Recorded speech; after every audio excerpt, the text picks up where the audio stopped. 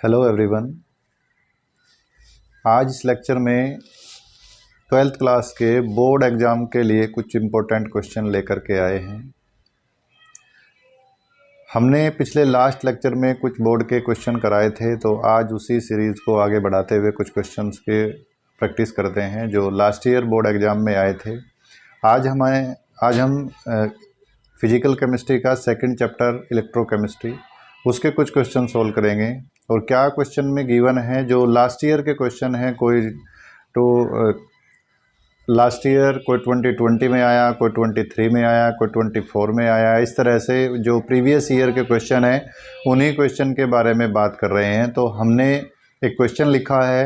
Question क्या है हमारा, उस क्वेश्चन को स्टार्ट करते हैं। क्वेश्चन है calculate the EMF of the cell equation at 25 degree Celsius, Ni solid और कॉपर एक्वस, CuCH और ये। इस तरह से आपको कभी कभी क्या होगा कि ऐसा क्वेश्चन देगा और उसके नीचे इसकी कंसंट्रेशन भी आपको गिवन कर देगा। देखिए कंसंट्रेशन कितनी करी, अगर मैं इसकी कंसंट्रेशन करूँ 0.1 m कंसंट्रेशन इसकी और 0.1 m कंसंट्रेशन इसकी, आपको ऐसे गिवन कर दिया और पूछ रहा है कि ईएमएफ निकालना है। तो ईएमएफ निकालने के लिए हमें क्या करना पड़ेगा, तो हम क्वेश्चन को सोल्व कर लेते हैं। देखिए क्वेश्चन ने क्या कहा, सेल इक्वेशन गिवन है। तो पहले हम सेल इक्वेशन लिखेंगे एज इट इज जैसे सेल इक्वेशन दी हुई है।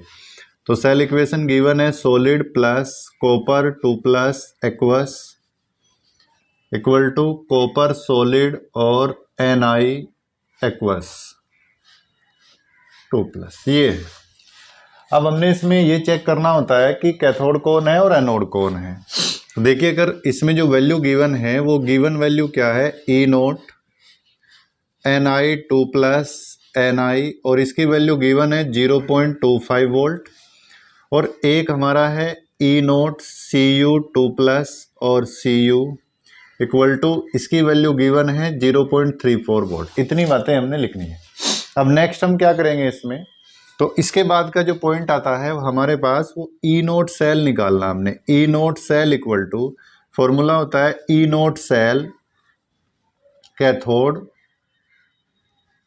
और कैथोड में भी क्या लेना है, रिडक्शन पोटेंशियल लेना है, और माइनस आता है E0 एनोड और एनोड का रिडक्शन पोटेंशियल।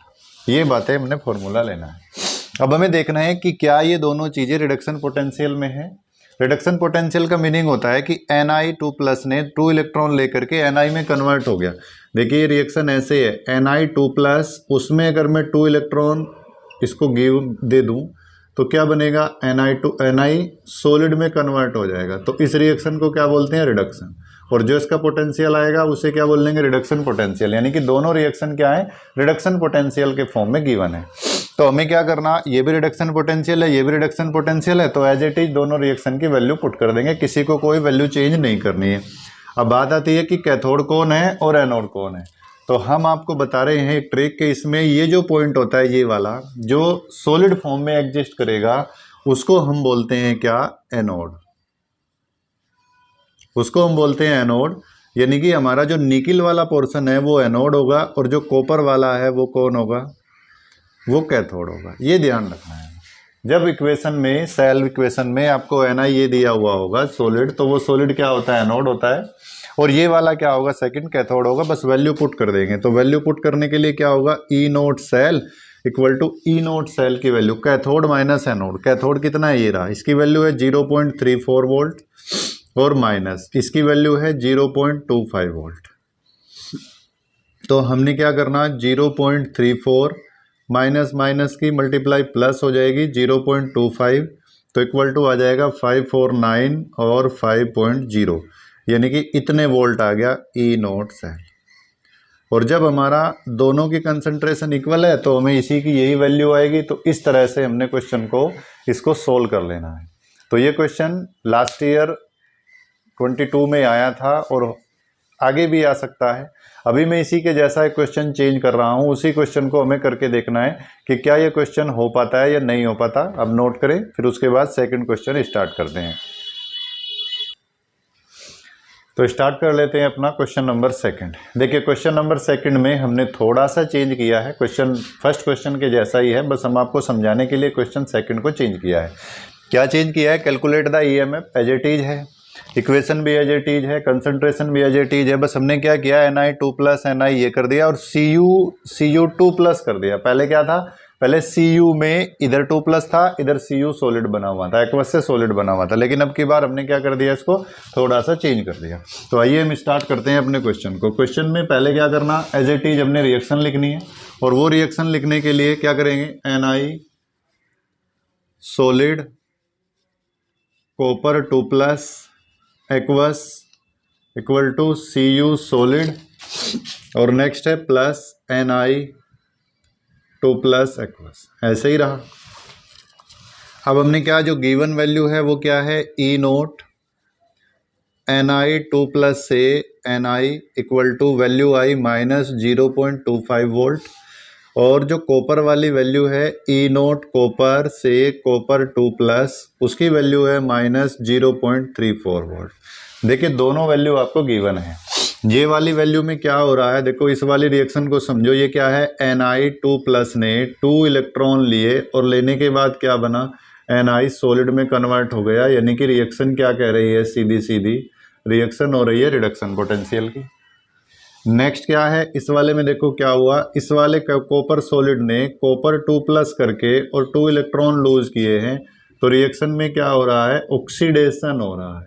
और हमने जो फॉर्मूले में लेना है वो क्या लेना है, वो लेना है रिडक्शन पोटेंशियल।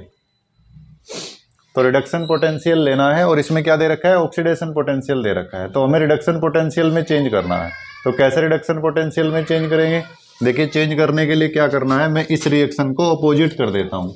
इस रिएक्शन को अपोजिट करूँ तो क्या आएगा, 2+ प्लस 2 इलेक्ट्रॉन इक्वल टू क्या आएगा, सॉलिड, और ये बन जाएगा क्या, रिडक्शन।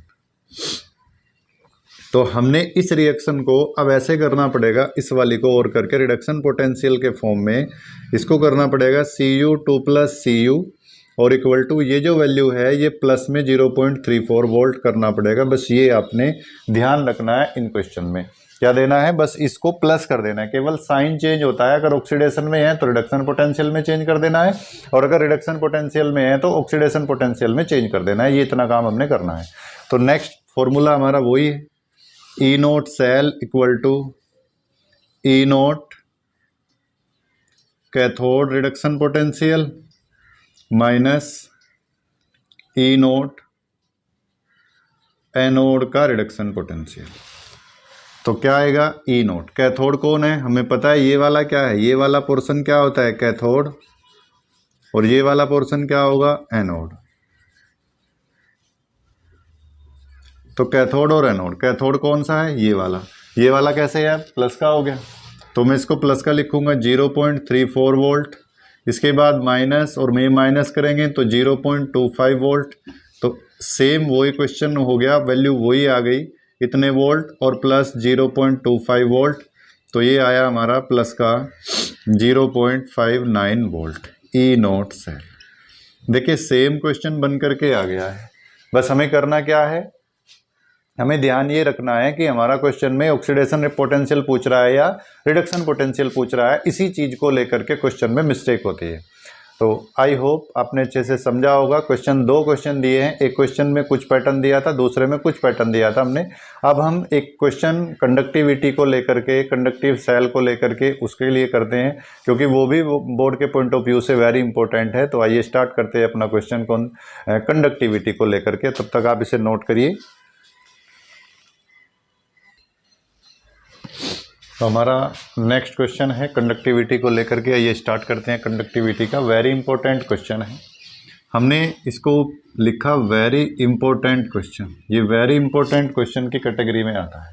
देखिए क्या कहा इसने, resistance of a conductivity cell of 0.1 m, कितना दे रखा है, 0.1 m दे रखा है कंडक्टिविटी सेल। और क्या कहा उसके बाद कि इतने ओम है, यानी कि इसकी जो कंडक्टिविटी है, रेजिस्टेंस है, वो रेजिस्टेंस कितना है, 100 ml है। तो हम यही बात पहले लिख लेते हैं जो जो इसमें गिवन है। तो क्वेश्चन में जो गिवन वैल्यू है वो लिखेंगे, क्या लिखेंगे, रेजिस्टेंस। रेजिस्टेंस कितना है, रेजिस्टेंस है हमारा, रेजिस्टेंस R इक्वल टू है कितना, 100 ओम, किसका, जिसकी कंसंट्रेशन 0.1 mkcl दिया हुआ है, उसकी रेजिस्टेंस इतनी दे रखी है। फिर उसके बाद क्या कहा कि cell with 0.m KCl solution, और फिर दूसरे सेल की जो कंडक्टिव रेजिस्टेंस दे रखा जिसका 0.m मोलर कंसंट्रेशन है उसकी कितनी है 520, और कैलकुलेट क्या करना है कंडक्टिविटी और मोलर कंडक्टिविटी, और KCl की कंडक्टिविटी हमने दे रखी है कितनी, ये रही। तो हमसे क्या दे रखा है, एक कप्पा दिया हुआ है कंडक्टिविटी, और कंडक्टिविटी कितनी है 1.29 सीमेंस पर मीटर है। अब हम क्या करेंगे, इससे हमने क्या निकालना है, सेल कांस्टेंट निकालना। तो सेल कांस्टेंट निकालने के लिए यानी कि कप्पा इक्वल टू, हमारा फॉर्मूला होता है कप्पा इक्वल टू R/L/A। हम इसको लिख सकते हैं K इक्वल टू, इसको इतने को क्या लिखते हैं C, और इस इतने को लिखते हैं X। X क्या होता है, X होता है सेल कांस्टेंट। तो हमने पहले क्या निकालना है, सेल कांस्टेंट को निकालना।